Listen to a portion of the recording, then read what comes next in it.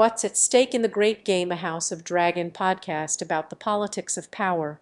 The world of Westeros, as fictional as it may be, serves as a fascinating case study in the politics of power.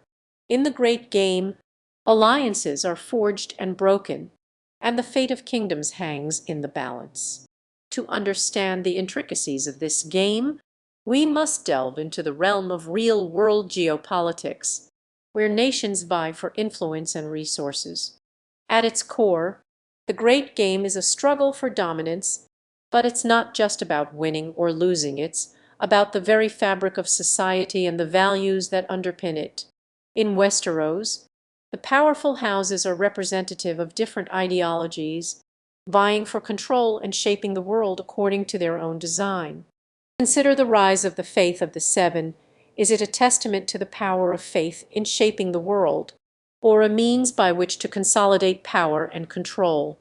The Targaryen dynasty, known for their dragonfire and dragon riders, serves as a cautionary tale about the risks of unchecked power and the importance of accountability.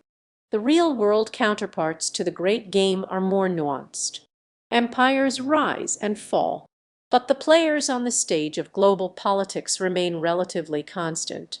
Global powers like the United States, China, and Russia continue to shape the world to their advantage. But beneath the surface, alliances are shifting, new players are emerging, and the very notion of power is being redefined. Consider the US-China rivalry. Is this the new great game? The two nations are economically intertwined, yet ideologically at odds. The US sees China as a threat, but China views the US as an obstacle to its rise. In a world where national sovereignty is increasingly being eroded by the forces of globalization, the politics of power become a delicate balancing act. It's no longer about winners and losers, but about negotiating the terms of a new global order. This tension is exemplified in the fraught relationship. The ongoing trade war marks a shift in the balance of power, as both nations jockey for influence and resources. But the great game is not just about economic dominance, it's also about cultural and social influence.